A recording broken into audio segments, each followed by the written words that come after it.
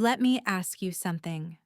What would you do if you spent 3 months planning the perfect anniversary surprise for your husband, the love of your life, booked the most beautiful hotel suite in the city, bought a dress that made you feel like you were 25 again, drove there with butterflies in your stomach like it was your first date?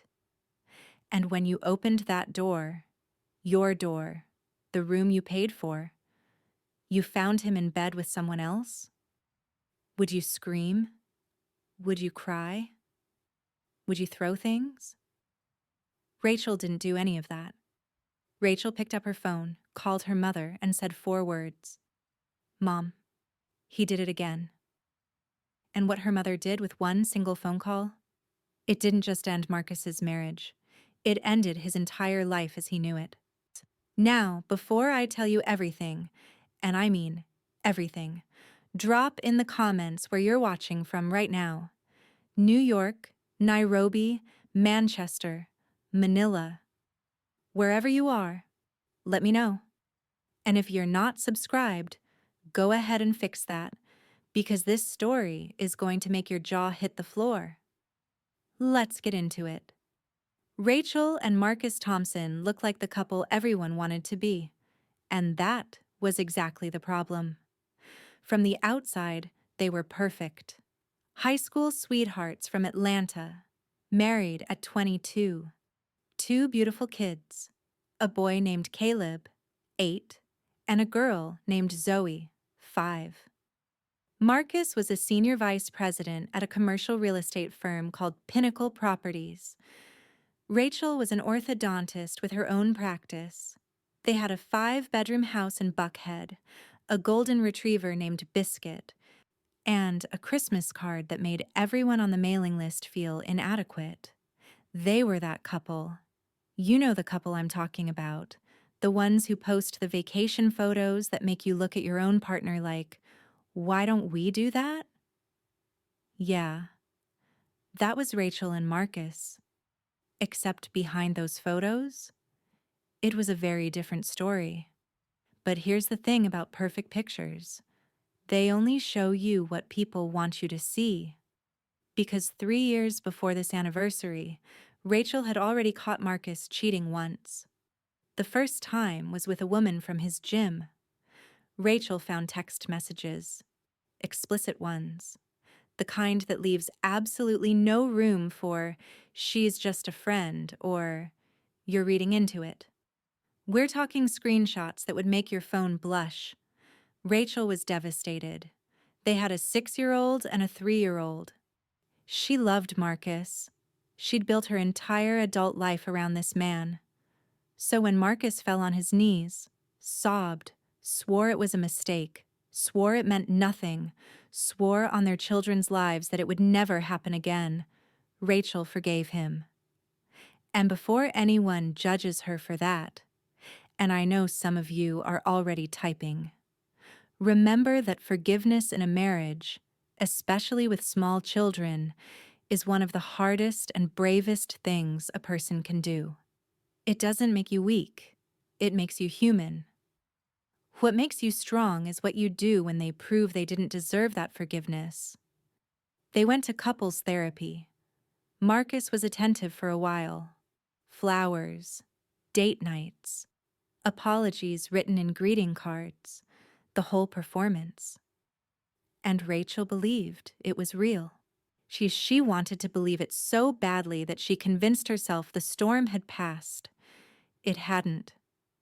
Over the next 2 years, there were signs. Late nights at the office that happened more frequently. Business trips that seemed to multiply. His phone, which used to sit face up on the kitchen counter, was now always face down, always on silent. He changed his passcode, and when Rachel asked why, he said the company required stronger security on personal devices. Rachel noticed. Of course she noticed. But she told herself she was being paranoid. She told herself the therapy was working. She told herself that Marcus had learned his lesson. She told herself a lot of things. And then their 10th anniversary approached.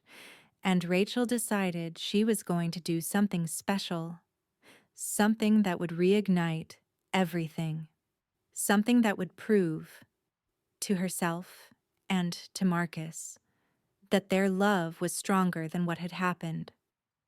She booked the penthouse suite at the Monarch, the most exclusive boutique hotel in Atlanta. $800 a night. She arranged for champagne, rose petals, and a private dinner on the balcony. She bought a new dress, emerald green, Marcus's favorite color. She even wrote him a letter, 10 pages, one for each year of their marriage. She planned everything for 3 months. 3 months. The anniversary was on a Saturday. Rachel told Marcus she had a surprise planned for that evening, but didn't tell him what it was. She dropped the kids off at her mother Gloria's house, got her hair done, did her makeup, put on the dress, and drove to the Monarch feeling like she was about to save her marriage. She checked in, went up to the penthouse. The room was gorgeous. Floor-to-ceiling windows overlooking the Atlanta skyline, champagne already chilled, rose petals scattered across white sheets. She texted Marcus, Suite 1201 at the Monarch. Come at 7. Dress nice. I love you. Marcus texted back, Can't wait, baby. I love you too. Rachel smiled, set up candles, put on music, sat in a chair by the window and waited. 7 o'clock came. No Marcus. 7:15, nothing. 7:30. She called. Straight to voicemail. 7:45. She called again. Voicemail. And right here, right in this moment, Rachel told me later that she felt it. Not in her head, in her stomach. That cold, heavy feeling that something is very, very wrong. She said her body knew before her brain was willing to accept it. At 8 o'clock, Rachel called the front desk to ask if her husband had arrived and asked for the room number. The receptionist hesitated, then said something that changed everything. Ma'am, a gentleman matching that description checked into room 804 about 2 hours ago, with a guest. Room 804, 2 floors below her, in the same hotel, on the same night. While Rachel was sitting in a penthouse full of rose petals, waiting to celebrate 10 years of marriage, Marcus was 2 floors below her, with another woman, in the same building. Rachel's hands went cold, her vision tunneled. She said later that the world literally narrowed to a single point, like looking through a straw. She stood up, smoothed her dress, picked up her purse, and walked to the elevator. She didn't cry. She didn't scream. She pressed the button for the 8th floor and stood in that elevator watching the numbers count down like a countdown to the end of her marriage. When she got to room 804, she didn't knock. She went back to the front desk. And here's where Rachel proved she was her mother's daughter. Because instead of banging on that door and causing a scene, she told the front desk receptionist, calmly, clearly, with tears streaming silently down her face, that she was Mrs. Rachel Thompson, that the credit card on file for room 804 was her joint credit card, and that she wanted a key to the room. The receptionist, a young woman named Destiny, and yes, the irony of that name is not lost on me, looked at Rachel's ID, looked at the credit card records, confirmed the card was in Rachel's name, and handed her a key. Destiny.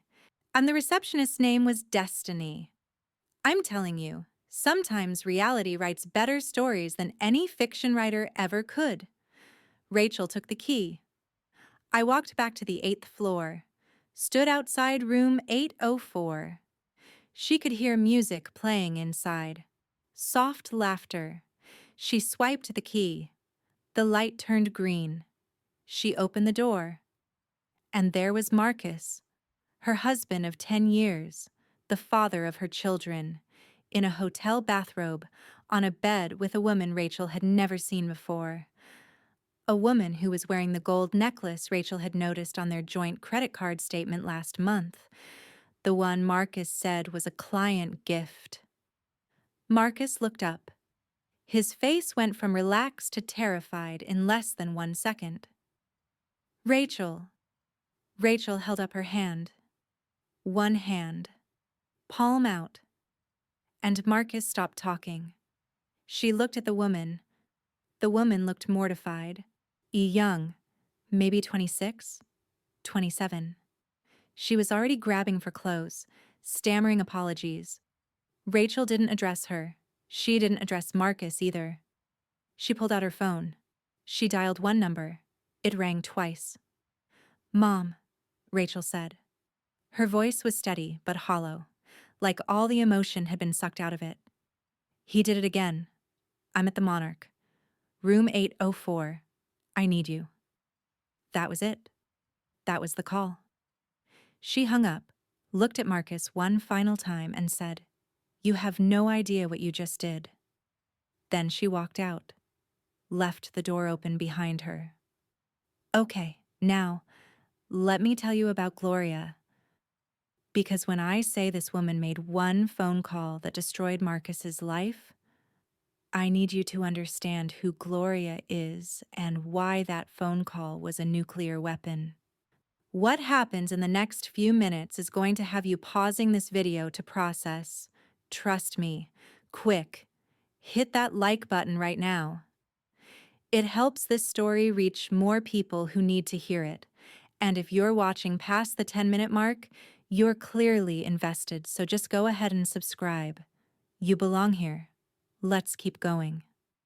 Let me tell you who Gloria Robinson was, because Gloria wasn't just Rachel's mother.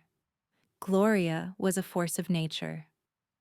Gloria Robinson, maiden name, never took a husband's last name, thank you very much, was 63 years old and had been the executive director of the Atlanta Community Development Coalition for 22 years.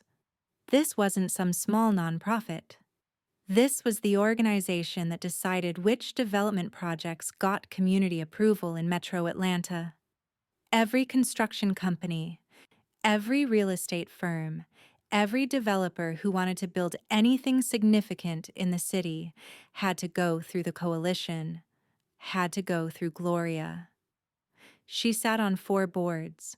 She had the personal phone numbers of 2 city council members, a state senator, and the editor-in-chief of the Atlanta Journal-Constitution.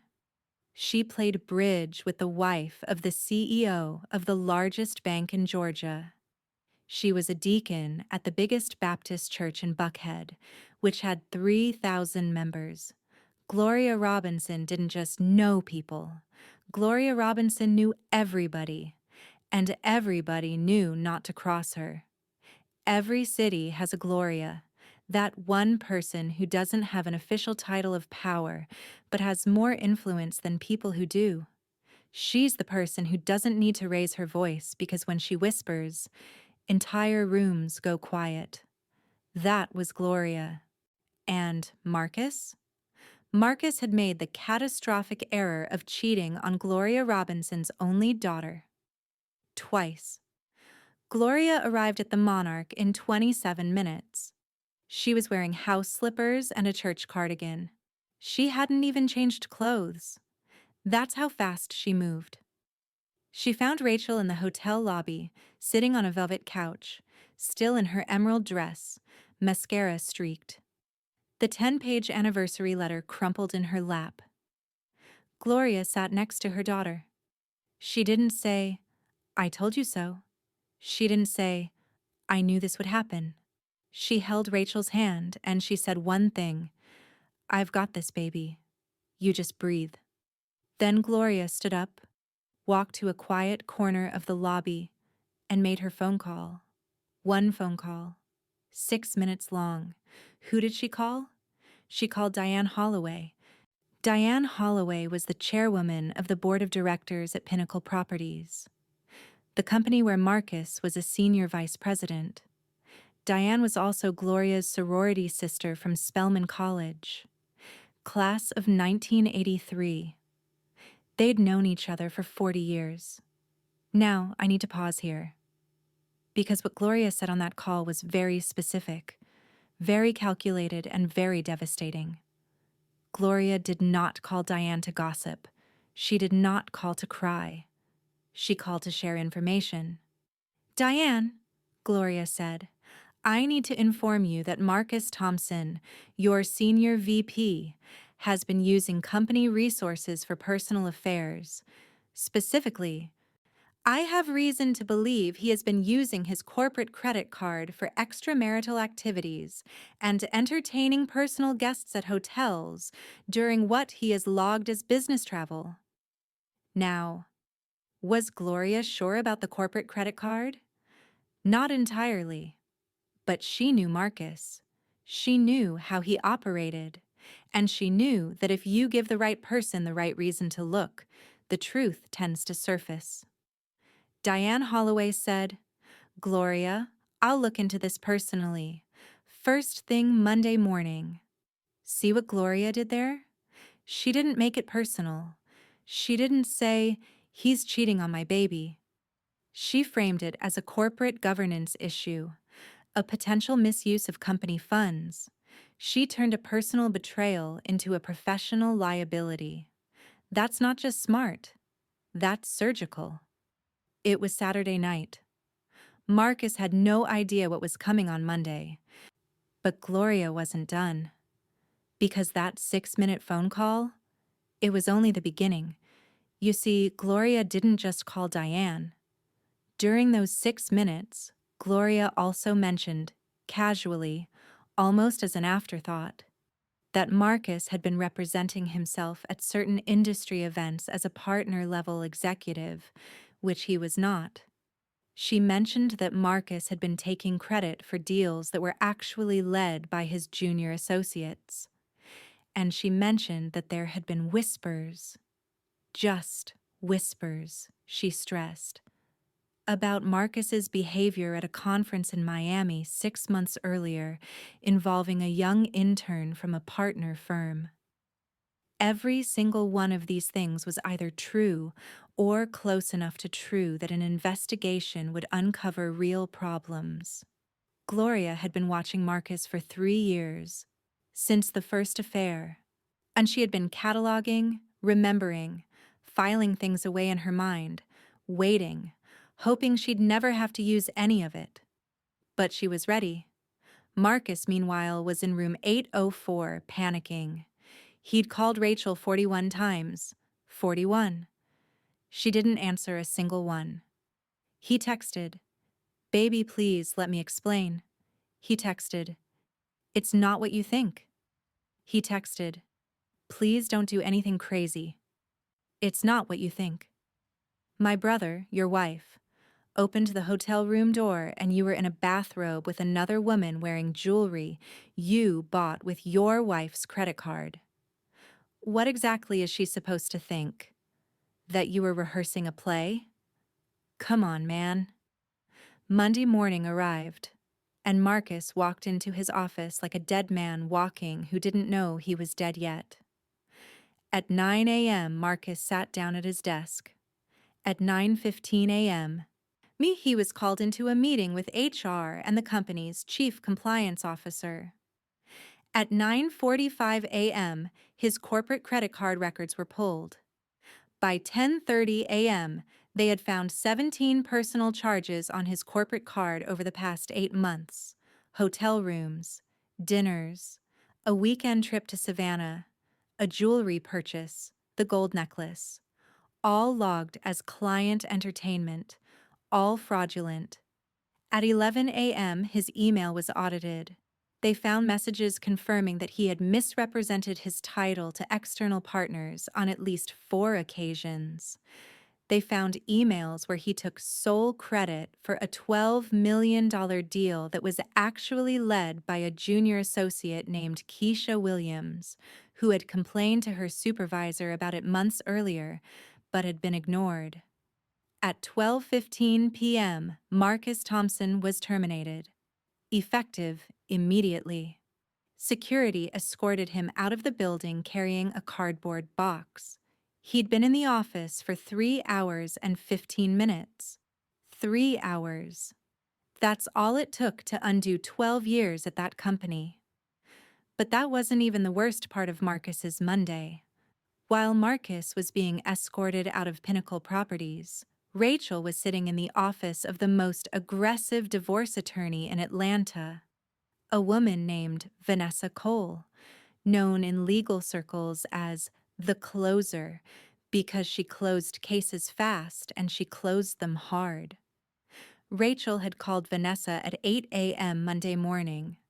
By 8:45, she was in Vanessa's office with a folder containing their joint credit card statements show Marcus's spending on the other woman, screenshots of Marcus's text messages Rachel had logged into their shared cloud account, a timeline of Marcus's lies about business trips that coincided with hotel bookings she could now prove were personal.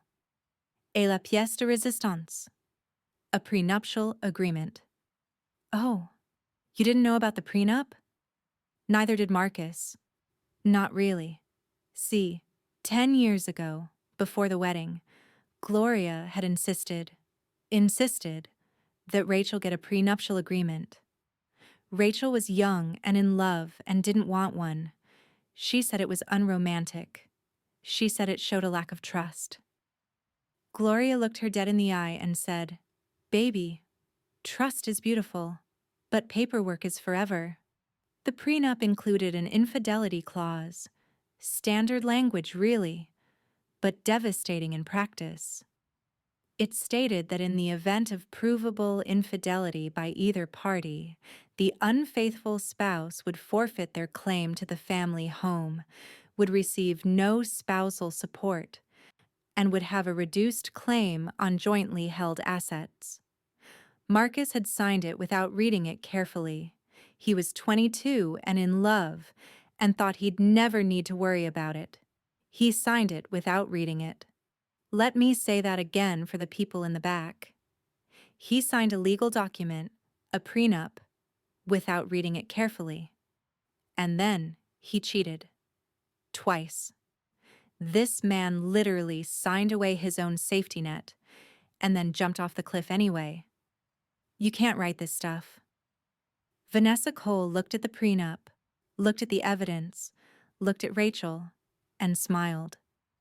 "This is going to be the easiest case I've had all year," she said. "All right, we're in the final stretch now, and I know some of you are thinking, okay, he lost his job. She's got a shark lawyer. It's bad for Marcus. But what happens next? What happens when Marcus finds out it was Gloria who made the call? What happens when he tries to fight back? And what about the other woman? Does she just disappear? Oh no. Nobody disappears from this story. Everyone gets exactly what's coming to them. Before we finish, real quick, if you're watching this at 2 a.m. with your headphones in, or you're on your lunch break pretending to check emails, or you're watching this while cooking dinner, drop a fire in the comments. I just want to know you're still with me. And if you're still not subscribed at this point, I respect your stubbornness, but seriously, hit the button. You know you want to. Let's finish this. Marcus didn't go down quietly. He went down swinging. And every swing made things worse. After being fired, Marcus drove straight to Gloria's house, not Rachel's mother's house. He drove to Gloria's house. He pounded on the front door at 2 p.m. on a Monday afternoon, still in his work suit, still carrying his cardboard box of office belongings. Gloria opened the door. She was holding a cup of tea. Chamomile. "Gloria, what did you do?" Marcus said. His voice was shaking. Gloria took a sip of her tea and said, "Marcus, what did you do?" Then she closed the door in his face. Chamomile tea. She answered the door holding chamomile tea. This woman dismantled a man's career over the weekend and was sipping chamomile like she was watching the evening news. I aspire to that level of composure. I truly do. Marcus stood on that porch for 10 minutes. Gloria never opened the door again. Marcus then did what desperate men do. He tried to control the narrative. He called friends, colleagues, anyone who would listen. He told them Rachel was being hysterical. He told them he'd been wrongfully terminated. He told them Gloria was a vindictive old woman who had always hated him. But here's the problem with trying to control a narrative in a city where Gloria Robinson has been building relationships for 40 years. Nobody believed him, not because they didn't like Marcus. Some of them genuinely did. But because Gloria's reputation was spotless. In 4 decades of public life, Gloria Robinson had never been known to lie, exaggerate, or act out of malice. When Gloria said something, people believed it. That was the currency she'd spent a lifetime building. And Marcus? Marcus had been charming, but charm is not the same as trust. One by one, his calls went unanswered. His texts got short replies, lunch invitations were declined. The network he thought he had, the golf buddies, the fraternity brothers, the industry connections, evaporated like steam. Within 2 weeks, Marcus Thompson went from being one of the most connected men in Atlanta real estate to being functionally radioactive. And then the divorce proceedings began. And this is where it got truly ugly. Marcus hired a lawyer, decent, not great, and tried to fight the prenup. He argued he'd signed it under duress. His lawyer argued the infidelity clause was unconscionable. Vanessa Cole, the closer, dismantled every argument in 2 hearings. Duress? Marcus was shown to have had independent legal counsel available at the time of signing and had declined to use it. His own signature was on the waiver. Unconscionable? The judge noted that the clause applied equally to both parties and that Marcus had, by his own admission in text messages to Rachel, acknowledged the affair. The text that killed him was the one that read, "I know I messed up. Please give me one more chance. I'll do anything." That text, "I know I messed up." His own lawyer's face when that was read in court. You could see the man physically deflate. Because there's no legal argument in the world that can undo your client literally admitting guilt in writing. Marcus texted his way into a confession. The judge upheld the prenup. Every clause. Marcus lost the house. 5 bedrooms in Buckhead. Gone. No spousal support. Not a cent. Joint assets were divided with Rachel receiving 70% based on the prenup terms and the documented financial deception with the corporate credit card. Marcus was left with his car, which was leased, his personal savings, and which had been significantly depleted by his extracurricular spending and shared custody of the kids. And the other woman? Jessica? Oh, Jessica has a part in this story too. Jessica Tate was 27 years old and worked as a marketing coordinator at a firm that did business with Pinnacle Properties. That's how she and Marcus met, at a corporate networking event. When the story came out, and in Atlanta's business community, it came out fast. Jessica's firm conducted an internal review and discovered that Marcus had been steering small contracts to her company in exchange for, let's call it, personal access. Nothing massive, but enough to constitute a conflict of interest. Jessica wasn't fired, but she was reassigned to a different department, lost her client-facing role, and was quietly put on a performance improvement plan. Her reputation in the industry was damaged. She was 27 and already associated with a scandal. And look, I'm not here to demonize Jessica. She made a terrible choice, yes. But Marcus was the one who was married. Marcus was the one who had children. Marcus was the one who had made vows and broken them. Jessica was a willing participant, and she faced consequences, but Marcus was the architect of all of this destruction. Let's keep the blame where it belongs. Jessica eventually left Atlanta, moved to Charlotte, started over. Marcus was not so lucky, because Marcus couldn't start over. Not in Atlanta, not in real estate, not anywhere within the reach of Gloria Robinson's network, which was, frankly, everywhere. He applied to 6 firms in the months after his termination. Every single one declined after the reference check stage. He wasn't blacklisted in any official sense. That would be illegal. But in a relationship-driven industry like commercial real estate, reputation is everything. And Marcus's reputation was in pieces. He moved into a 2-bedroom apartment in Decatur. He drove for a rideshare company for 3 months while he figured out his next move. He saw his kids every other weekend and on Wednesday evenings. Caleb, his 8-year-old son, asked him once, "Dad, why don't you live in our house anymore?" Marcus cried in his car for 30 minutes after dropping the kids off that night. And this is the part of the story that's complicated, right? Because Marcus did this to himself. Every single consequence he faced, he earned. But he's still a father, and those kids still love him. And that apartment in Decatur is a long way from 5 bedrooms in Buckhead. I don't feel sorry for Marcus, but I feel something for those kids. They didn't choose any of this. Marcus eventually got a job, a smaller firm, significantly lower position, significantly lower pay. He's rebuilding slowly, but he'll never be what he was. And Rachel? Let me tell you about Rachel. Rachel kept the house. She kept practicing. She kept her kids in their schools, in their routines, in their home. She went to therapy.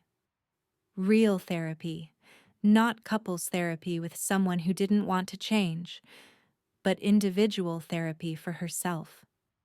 She told her therapist that the hardest part wasn't the betrayal.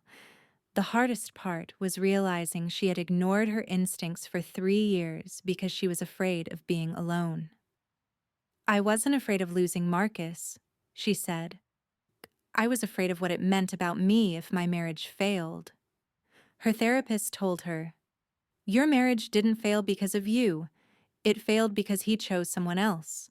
That's not your failure. That's his." 6 months after the divorce was finalized, Rachel took Caleb and Zoe to the beach. Just the 3 of them. Zoe built a sandcastle. Caleb tried to boogie board and wiped out 7 times.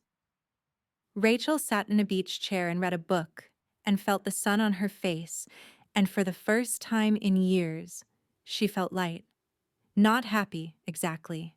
Not yet, but light.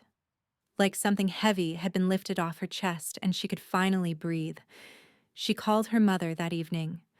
"Mom," she said. "Thank you." Gloria said, "For what, baby?" "For making me sign that prenup. For being there that night. For making that call. For everything." Gloria was quiet for a moment. Then she said, "Rachel, I didn't destroy Marcus. Marcus destroyed Marcus. All I did was make sure he couldn't take you down with him. All I did was make sure he couldn't take you down with him." That's right there. That is what a mother's love sounds like. Not revenge, not anger. Protection. Gloria didn't act out of hatred for Marcus. She acted out of love for Rachel. And that difference, that's what makes this story more than just a revenge tale. It's a love story. Just not the kind you expected. You know what Gloria told me? And yes, I talked to Gloria. She said something I'll never forget. She said, "People think power is about money or titles. It's not. Power is about relationships. I spent 40 years being honest, being kind, and being reliable. And when I needed to protect my child, all I had to do was tell the truth to the right person. That's not revenge. That's just the truth doing what the truth does. One phone call, 6 minutes, a lifetime of trust and relationships behind it. Marcus lost his job in 3 hours, his reputation in 2 weeks, his house in 2 months, his family. He'd already lost that the moment he swiped his keycard for room 804. And Rachel? Rachel lost a husband, but she found something she didn't even know she'd been missing: herself. I think about this story a lot, not because of the drama, though the drama is incredible. I think about it because of Gloria. I think about the fact that she spent 40 years building a reputation she never planned to weaponize. She just lived her life with integrity, and when the moment came, that integrity was the most powerful tool in the room. There's a lesson in that for all of us. All right, that's the story, and I know you have opinions. First, where are you watching from? I asked at the beginning, and I'm asking again. City and country.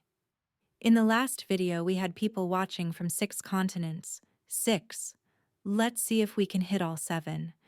Is anyone in Antarctica? I'm only half joking. Drop it in the comments. Second, what would you have done? Would you have gone to the room yourself like Rachel did? Or would you have handled it differently? And be honest, would you have called your mom? Third, who's the real MVP of this story? Rachel for her composure? Gloria for that phone call? Vanessa the lawyer? Destiny the receptionist? Drop your vote. And if this story hit you, like really hit you, share it. Send it to your group chat. Send it to that friend who needs to hear it. And if you're still not subscribed, I genuinely don't know what you're waiting for. I drop stories like this regularly, and the next one? Let me just say this. It involves a DNA test, a mansion, and a family secret that had been buried for 30 years. You don't want to miss it. Hit subscribe. Hit the bell. I'll see you in the next one. Take care of yourselves, and take care of the people who take care of you. Peace.